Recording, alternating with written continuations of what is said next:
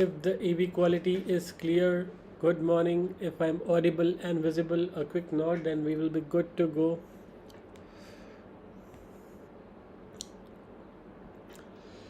All right, all right.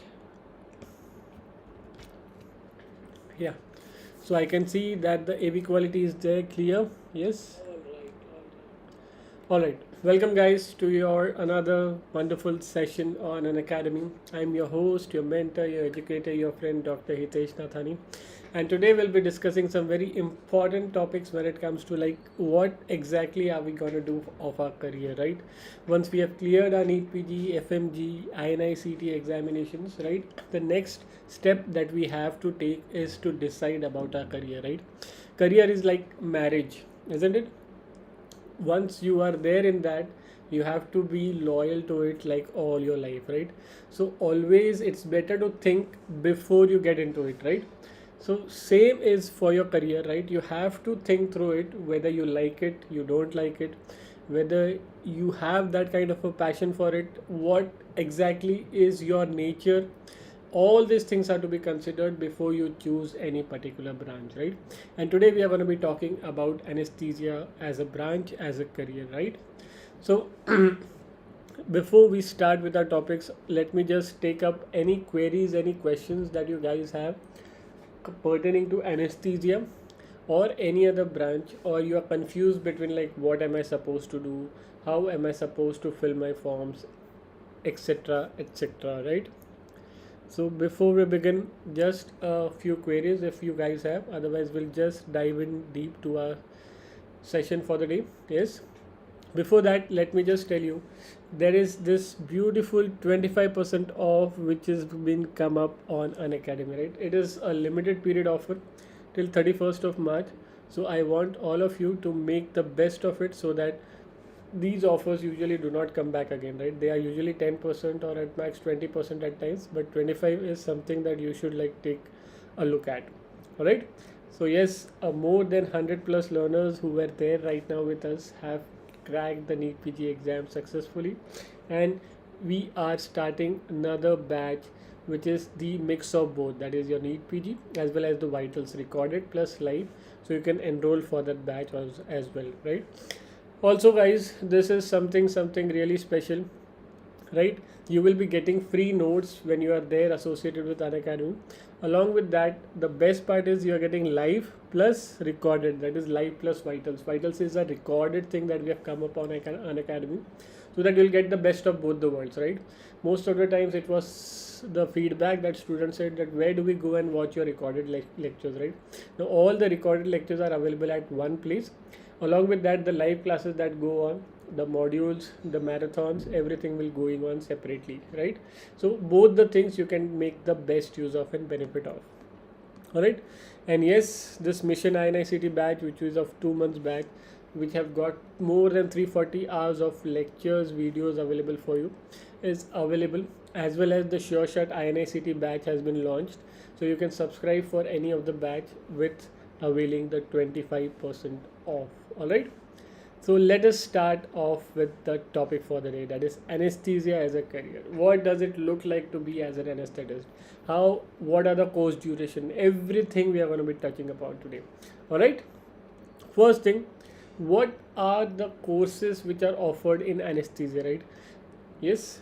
First thing that is offered, which is throughout everywhere same, is like either you go with MD or MS, right? So here it is MD anesthesiology, right? MD course is offered, right? Apart from that, you can do DNB in anesthesia, right? So these are the two degree courses that we call it, right? These are the two degree courses that we call it in anesthesia, right?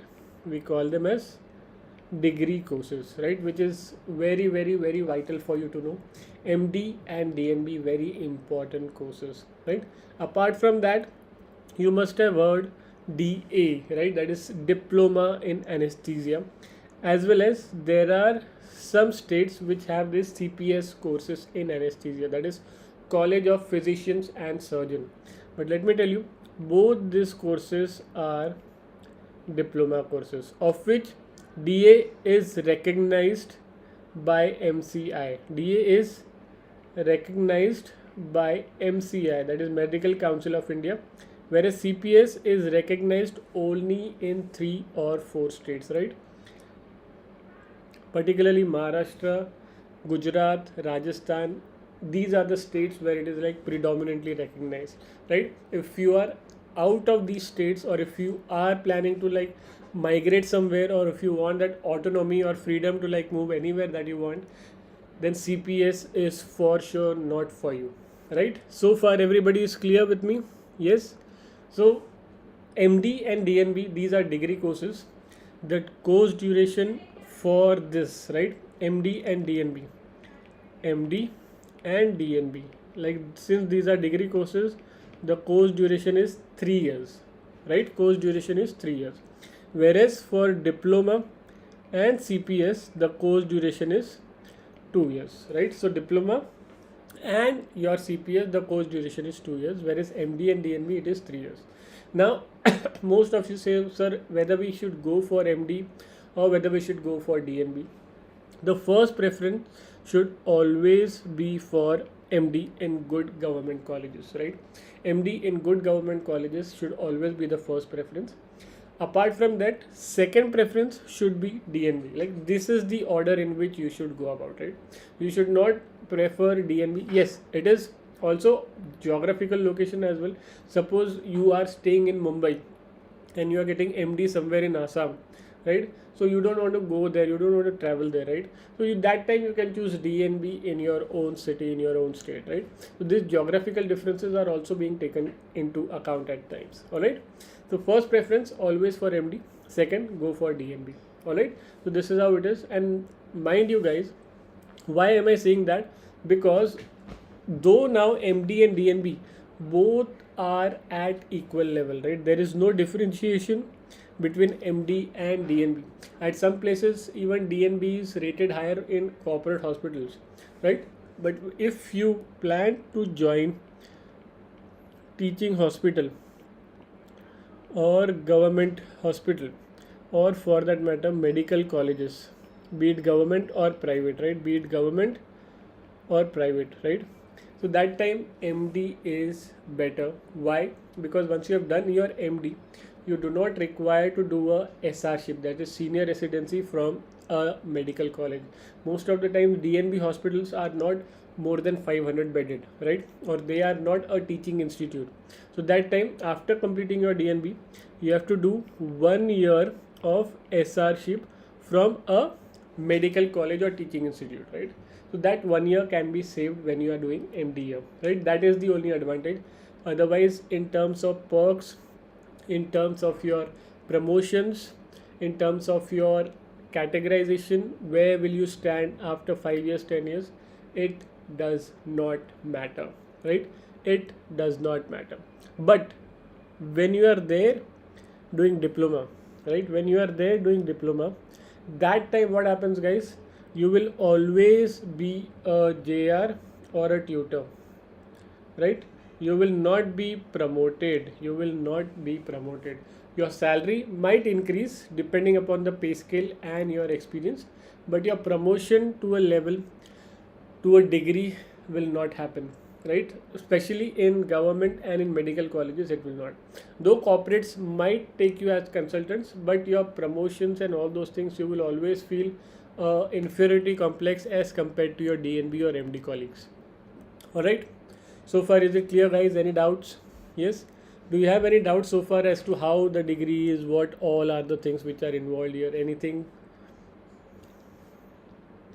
All right. Now, when it comes to preference of choosing MD and DNB, right? MD, there is a bond which is there in most of the states, right? The bond is there for sure in most of the states. Now this bond term may vary from 1 year to some states up to 10 years, right? It depends on different states, right? But for DNB, do you have a bond? Absolutely no. There is no bond when it comes to DNB. So this is the area where DNB scores very high, right?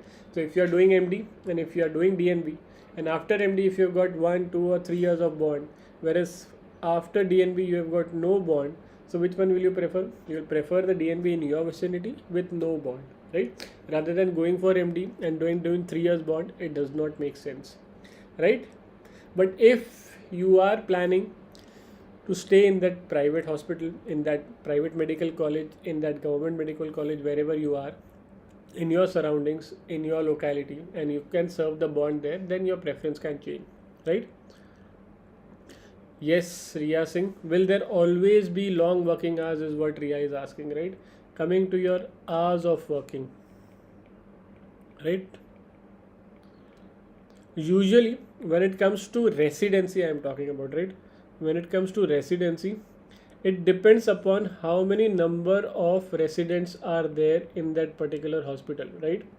The more the number of residents, the less is your emergency duties or night duties, right? And most of the surgeries, if you see, they happen between 8 to 5, right? This is the usual timing, or it can be like 7 to 5. This is the usual thing that happens in all the hospitals, right? But when you are a freelancer, right, this timing is not for you. As well as when you are working in corporate hospitals, right? In some hospitals you will find this work life balance being maintained between 8 to 5, but some corporate hospital have that incentives pay, right? So at that time you will have to like work till the time the surgery is going on, or you can like adjust the duties with your consultants. So more or less you will see that this 8 to 5, 9 to 7, or 7 to 5, whatever is the timing depending upon the institute, is maintained, and you will have this good 8, 9, 10 hours of working time. But once you go home, you will be at peace, right? You will be at peace. You won't have any of the headache or any of the tension, because you are working in a team, right? Most of the times you are working in a team environment. So there are people who will take care, and you will get emergency once or twice per week, right? 1 to 2 emergencies per week that you will get. Apart from that, yes. But what happens with a surgeon? A surgeon comes to the hospital, takes the round, sees the OPD, does the surgery, and then again takes the round in the post-op and then goes home, right? So if you compare between the two, the work hours of surgeon is always more. Of course, the pay is also more for surgeon, right, as compared to anesthetist. All right. So bond period we were talking about, it is always preferred. If you have got longer bond periods, go for DNB. If you have got shorter bond periods like 1 year or at max 2 years, you can still prefer MD depending upon your locality and where you are getting to serve that bond. All right, clear with bond. For DA and DNB, see, if you are doing DA, right, after DA you have to do DNB most of the time. So 2 years of DA. After doing DA you will have 2 years of DNB. So total it will take 4 years. Plus after DA you have got this 1 year of bond as well. So total duration would be 5 years here, right? So total duration here would be 5 years. So should you prefer DA plus DNB? No, you can direct opt for DNB. That should be your first choice, right? That should be your first choice. Clear? It is always good to choose colleges where more number of PGs are there. Also, you should see how many branches are being there, right? How many branches are there in that college? Whether they have got all the super specialties in that college or not, right? So whether the super specialties, be it in terms of your neuro, cardiac, right, apart from your general surgeries, these super specialties, neuro, cardiac, vascular, plastic, that we call it, right, all these super specialties, whether they are there or not in that hospital, right, you should think on these terms as well. So the more the number of PGs, along with that you should see that how good is the work, right? If PG seats are very high but the work is very less, you will not be getting that kind of an exposure. So you'll have to look into both the things, right? Look at the college which has got good number of PG seats. Also there are like super specialties, subspecialties also there along with that, right? So that your work is also distributed and you are getting exposure to every field, everywhere. All right. So yes, so during residency what will you get? You will get working hours. You will start at 7 or 8 in the morning and you will finish at 5 or 6 p.m., right? So this will be your good working hours, that I'll call it, right? Apart from that, there will be emergency duties depending upon how many residents are present there, right? So it can be 1, 2, 3 per week, that is emergency duties, right? And during residencies, usually we do not get a post residency or post call off or post emergency off, which we usually get once we become and go higher up the ladder. That means once you become consultant and all, you can easily avail that post emergency or post call off, right? Also during residency, you will have to take care that all the things, all the branches that you are exposed to, right? In some hospitals, you will see that obs gynec is not there, right? In some hospital, you will see cardiac is not there, so you are being sent to the other hospital, whichever hospital they have got a tie up with, to be exposed to these branches. But still, after all these things, you are not being exposed to a particular branch. So what you can do after your residency, you can work for 6 months in that particular specialty or in the hospital where you have got exposure to these branches, so that you will get an idea as to what you are supposed to do, what you like, whether you like the general anesthesia part more, that is the general surgery, or whether you want to pursue more deeply into a specialized field, right? Like you want to pursue neuro anesthesia, cardiac anesthesia, onco anesthesia, pain, all these things would be there. All right. So far, any doubts, guys, with regards to your degrees, with regards to your residency, with regards to your work hours, bond, MD, DNB, DA, anything?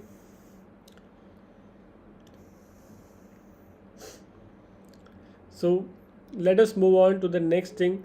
What are the options which are available after residency? Yes, what are the options which are available after residency, right? You have done your MD or DNB in anesthesia, right? Now what you can do, you can join as an SR or as an assistant professor in some college and continue to work and grow there, right? So that can be one of your goal, to join any medical institute or medical college and continue to climb up the ladder as and when it happens, right? Second, it can be that you can join a corporate hospital and you can join there and grow there along with that hospital, and you can continue to work there, right? Third option, which is very lucrative and which I would insist every one of you to follow, is to do a fellowship, or you can do a DM, right? After MD, there is a specialization degree, that is DM, right? So fellowship and DM both can be done in various specialties, right? You can do it in neuro anesthesia, you can do it in cardiac anesthesia, right? You can do it in onco anesthesia. Along with that, pain can also be taken care of. You can do it in transplant anesthesia, or you can go in for critical care, that is ICU, right? So all of these are the branches which you can go and do your DM, right? Now what is happening, guys, there is another field which has come up altogether, that is emergency medicine, right? Earlier, anesthetist or intensivist, we used to manage the emergencies, right? Generally MBBS and all those things. But now it has completely become a separate specialty, and you are getting the degree courses there in emergency medicine. But right now, even anesthetists are able to manage that. So if you want to become an emergency medical physician, you can still pursue that, right? Even after anesthesia. Top colleges for MD anesthesia, it depends upon the location where you are doing it, right? And one of the things to find top colleges is to look at the number of surgeries that they perform in a day and the number of specialties that they have, right? These are the two things that you should look at. Apart from that, yes, academics also matter. So just to name a few, you can go in from, like in Mumbai, you can have like KEM, you can have Sion, then you can go to the north, you can have all the colleges in the north which are there, they are good colleges. Lucknow, KGMU, PGI, Chandigarh, all these are your top colleges. CMC, Vellore, these belong to the top pedigree of colleges when it comes to anesthesia, right? I have got a list of MD and DNB top colleges in India, top 10 you can say, and I'll be more than happy to share with you after we are done with this session, right? I'll share it on our Telegram group, all right?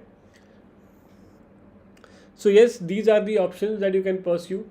after your residency, right? Either you can join a medical college, either you can join a corporate hospital, or you can do a fellowship or degree, that is DM, in specialties under anesthesia, right? So degree, that is DM, is duration is 3 years, whereas fellowship, it is 1 to 2 years depending upon what fellowship you are doing, right? If you're doing a onco pain fellowship institute, some will have 2 years, some will have 1 year, right? If it is a postdoctoral fellowship neuro, you can have 1 year, right? Transplant anesthesia DM, it is like 3 years course completely.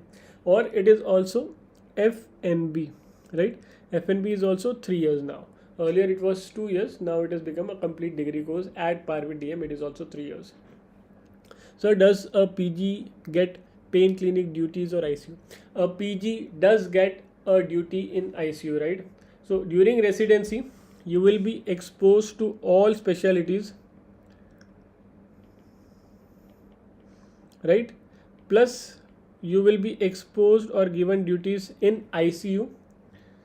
Plus you will have to take care of OPD patient as well as post op rounds along with pre-op, right? So we are peri-operative physicians, right?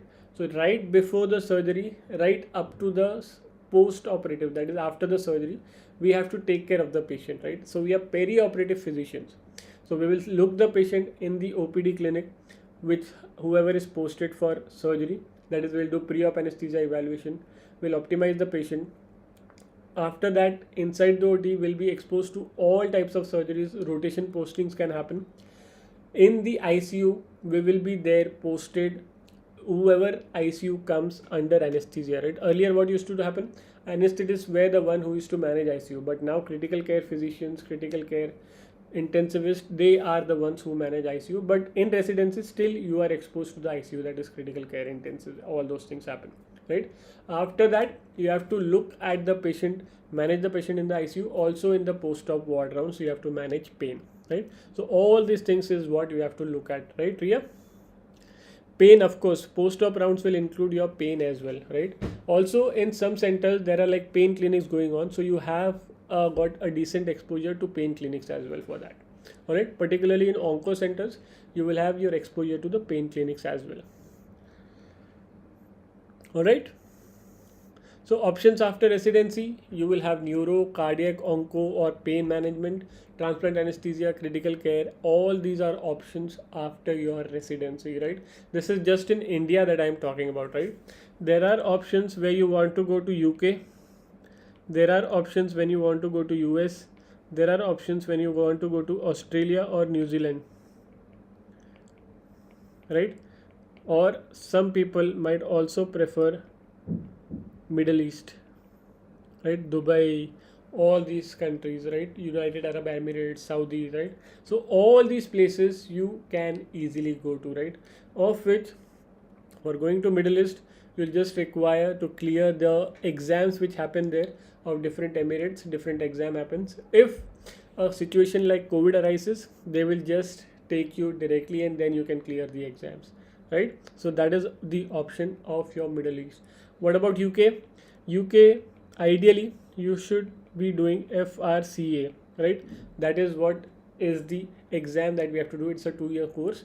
After that, you will be taken up into residency again. You will be exposed to different specialties there, and after you have done that rotation posting and all, will you be eligible to become a consultant. So it usually takes around like 5 to 7 years after your residency to become a consultant in UK, right? There is a second mode of entry into UK that we call it as MTI, that is Medical Training Initiative. Through that route also we can enter. It's a 2 years program. During those 2 years, when you stay there, mandatory 2 years visa program, after that you have to exit and again you have to enter the UK. By that time you can clear your first step of your FRCA, or you can clear both the steps of FRCA and continue with your further studies in UK and settle down there, right? For US, it is very difficult to practice anesthesia there. Why? Because you have to start from basic. You have to give USMLE, you have to score a very good rank there in USMLE, and then enter into the residential program of US and then practice anesthesia, which is very difficult, right? There you will be easily getting the physician seat, but you will find it very difficult to enter into the surgical and anesthesia role, right? Because they are the top most paid branches in US. All right. Coming to Australia and New Zealand, per se, directly anesthesia or anesthesiologists are not required there. They usually take up us in the form of critical care intensivist or critical care physicians, right? And particularly in the big cities, you will not be getting an entry directly. You have to enter from the peripheries and then climb your way up into the good cities in the good hospitals. All right, clear so far? So these are your various options after residency. Now coming to the very important and pertinent question, sir, paisa kitna milega? What is the pay after I become MD, DNB, or after I clear my DA? All these things. So what and how much will be the pay, right? So usually after MD or DNB, whenever you join any medical college or any hospital, yes, the pay usually starts from 1 to 1.3 lakh per month, right? So this is usually the pay that you will be getting in the beginning, right? As you climb up the ladder, the pay will increase depending upon your seniority, depending upon your years of experience, depending upon what you have done previous years, right? So this is usually the pace to start off, right? Do we get jobs easily? Are jobs available in anesthesia after you have done anesthesia? The answer is a big yes, right? Unlike other specialties, with anesthesia, you will be easily absorbed into the system because the demand supply gap in anesthesia still persists, right?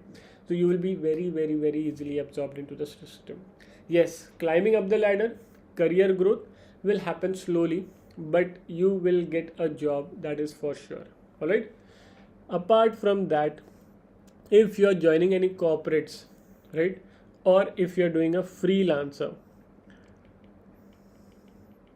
how good is freelancing in anesthesia, right? In freelancing, it depends upon you entirely, right? If you're working for 4 hours, if you're working for 6 hours, if you're working for 8 hours, if you're working for 12 hours per day, depending upon that, you will be able to make money, right? So it is entirely up to you. How available are you and how much amount of efforts and works you are putting? That is the thing that will decide how much is the pay that you will get, right? It is easy for us to start freelancing. Why? Because we don't have to establish a clinic, we don't have to formulate and form OPDs here and there. We just have to be attached to 2 or 3 private clinics, nursing homes, and we should be good to go, right? But what happens as you become older and older? The work hours you want to now reduce upon, right? You want that work life balance to happen. So what you typically cut down on like 6 or maximum 8 hours per day. You don't want to be running around here and there all throughout. You just prefer your hospital with the consultants that you are having a chemistry and you want to settle down there, right? So this is about your freelancing. Where does freelancing help us? Particularly in tier 2 and tier 3 cities, freelancing is a better option, right? But over a longer duration of time, if you see, it's better to join a corporate or a medical college as compared to freelancing, because after a point of time you will see that working for that 6 to 8 hours, once the increment starts to happen with this particular medical college or corporate hospitals, it will be at par with your freelancing. Initially, yes, freelancing will earn a lot more money will be there in your freelancing. But over a period of like 5 years, 10 years, if you see, the gap is usually reduced, right? All right. So any doubts with regards to freelancing, with regards to corporate, with regards to trust hospital, how should be your thing, medical college? So these are the options that you can do and that you can pursue, right? So suppose you have done your MD and DNB, right? After that, suppose you have done your DM or FNB in some specialty. So what does your pay become? It becomes somewhere in the range of 1.5 to 2 lakh per month, right? It is 1.5 to 2 lakh per month also you can make, right? With freelancing, depending upon your work hours that you have dedicated, you can make anywhere between 1 to 4 lakh per month, right? Very easily you can make 1 to 4 per month, right, depending upon how big efforts you are putting every day. Also, you will see that nowadays anesthetists are forming groups, that is known as group practice, right? So 5 6 anesthetists come together, or 10 12 anesthetists come together. They make a group, form a group like a corporate entity, and then they are giving their services to various hospitals, right? So this is also one of the way where you can start making good amount of money over a period of time. All right, you can run it like a proper corporate entity. So any doubts so far, guys? Any doubts so far?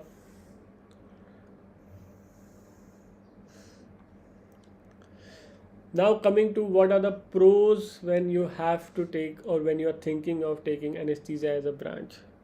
One, you can call it as the end branch till now, but now there are different specializations we have come. So this is properly a not a correct pro right now, but by the time you finish off your MD, you will see a lot of specializations have already creeped in, right? DM anesthesia, DM onco, already they are there, but by the time 3 years down the line, when you start try and come out of it, it should be like, it will be like MD medicine, right? After MD medicine or after general surgery MS, nothing happens. You have to pursue some or the other specialization. So this was a pro so far, but by the time you will come out, it won't be a pro, right? So I will take it into a pro as well as in a con, depending upon where. Why still am I taking it into the pro? Because jobs are still available after you have done just your MD or DNB, right? It is not that you will not get job, unlike other branches. So you will get jobs even after this. So that's why I am considering it as a pro in anesthesia, right? Second, working hours. Unlike your surgical colleagues, your working hours are pretty much defined. You will properly be at peace with your working hours most of the times, and you will have a good work life balance, that we call it, right? And most of the time the working hours, it usually starts at 7 8 a.m and usually finishes off by 5 p.m or 6 p.m, right? So these are your working hours, 9 to 10 hours. At some places it starts early in the morning at 5 6 a.m as well, where I have done my regional anesthesia. There we used to usually start at 5 or 6 a.m and it used to go until like 6. So their working hours were pretty long and pretty, it was like 11 to 12 hours per day was the normal routine duty, right? So it depends upon entirely which hospital you choose and how your working hours are. It is extremely malleable condition, right? It is not that everywhere you will get that 12 hours working hours only. All right. Third pro is pay, right?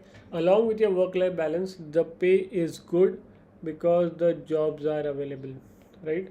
The pay is good because the jobs are available. Even after that, if you are there in tier 2, tier 3, tier 4 cities, with freelancing you should be able to earn a decent salary, decent amount, and still be able to maintain that work life balance. So these are all your pros.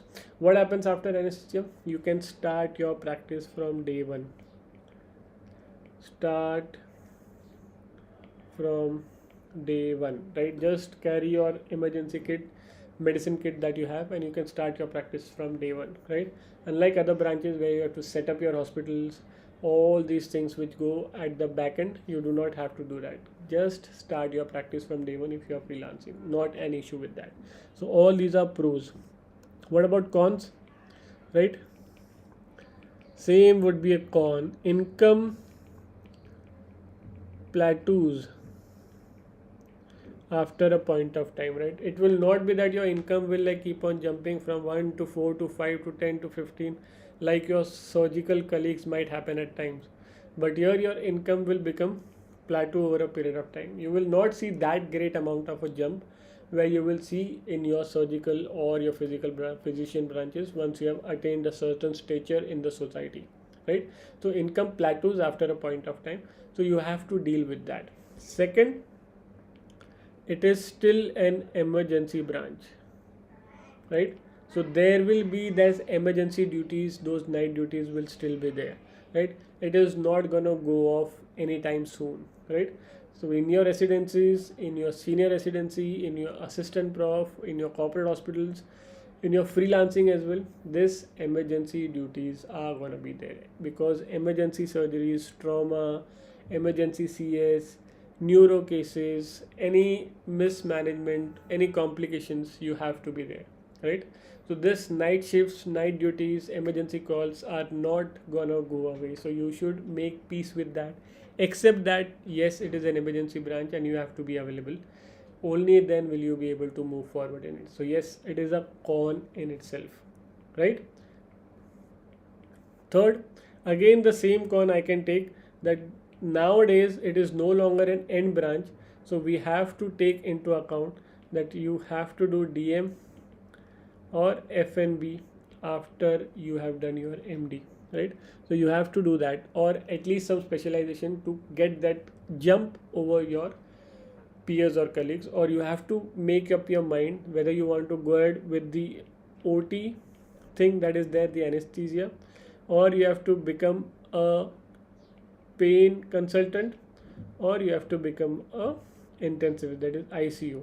So this is one of the very big pro as well as con in anesthesia, because you will have to do again 3 years of this, right?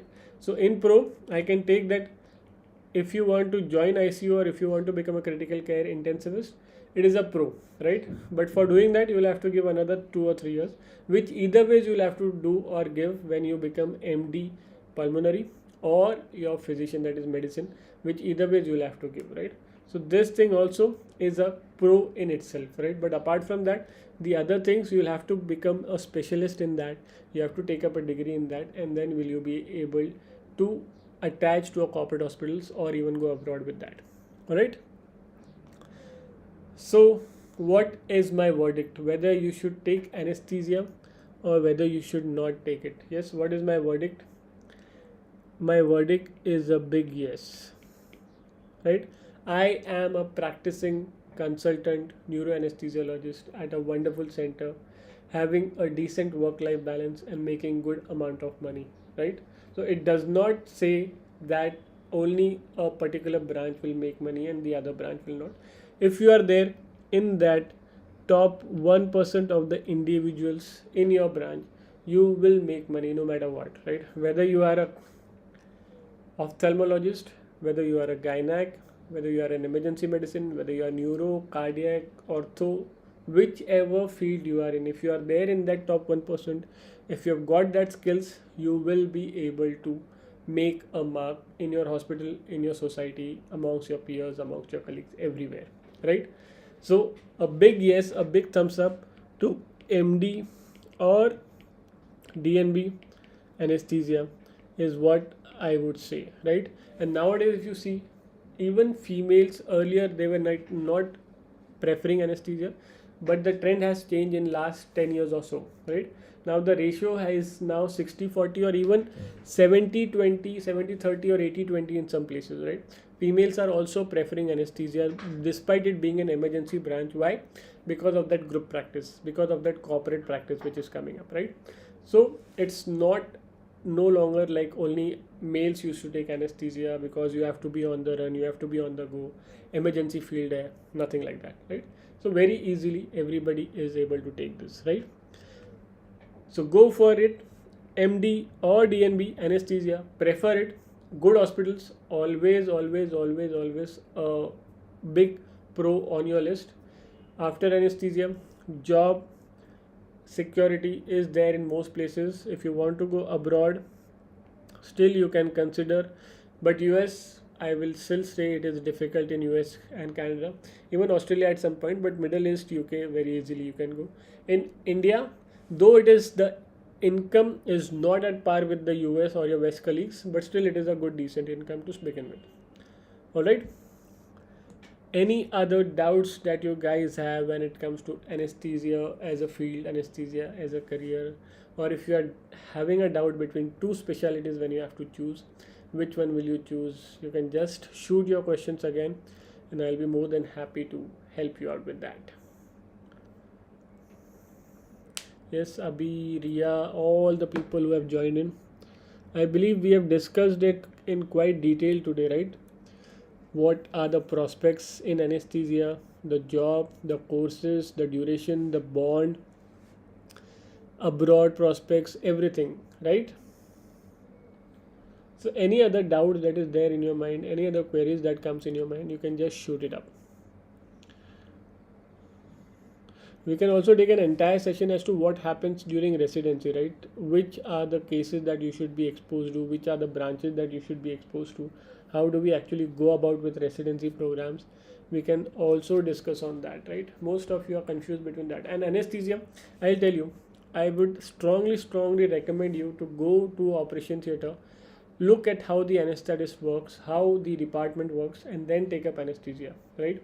Because still you have got some time, so I would strongly recommend you to go to hospital and see the branches that you want to like take up, right? How it actually is there on field, what happens, right? So this will give you a lot of exposure, because anesthesia most of the times we are not exposed during our undergraduate days.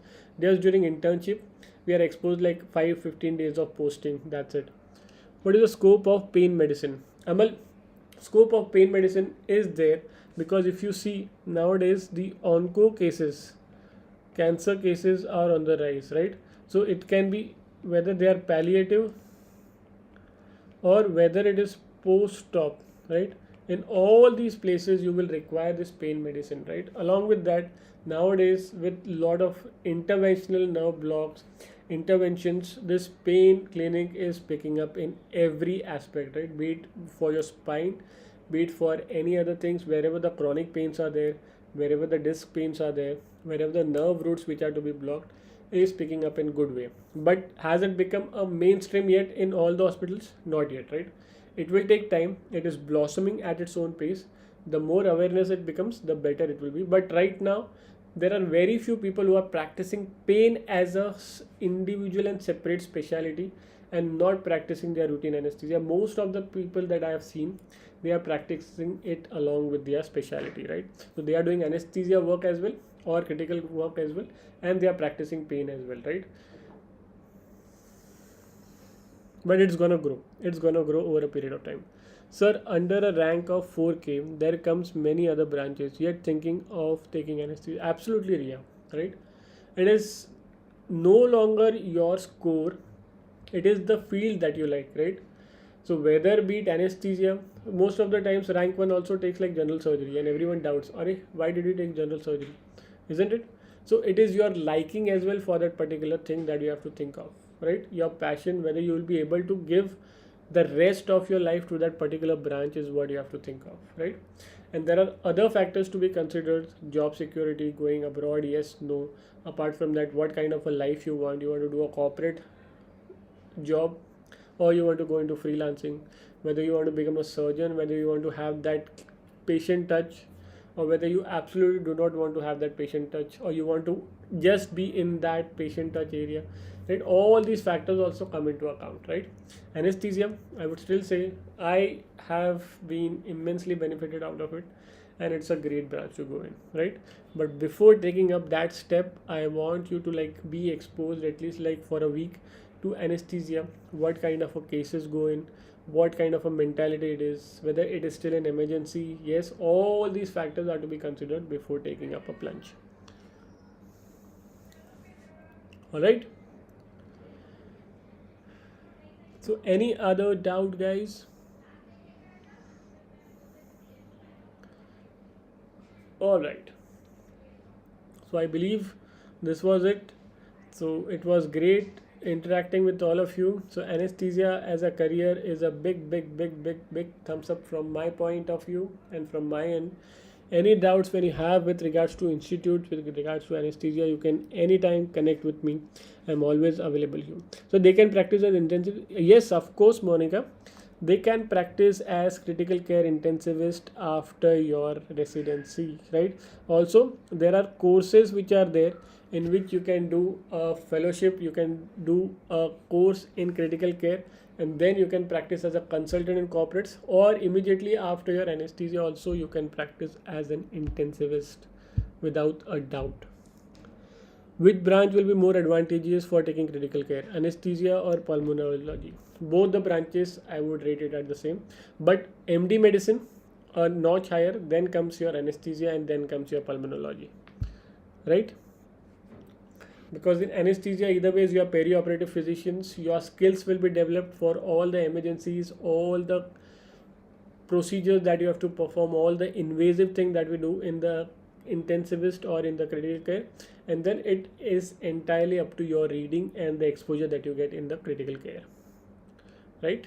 So medicine, anesthesia, and then your pulmonology, that is how the rating is. All right. Thank you, Ria. Thank you, Amal, Monica, rest everyone for joining in. Thank you, Abhi. Yes, I hope you guys had a clear idea now as to what we are supposed to do after our MT exams, right?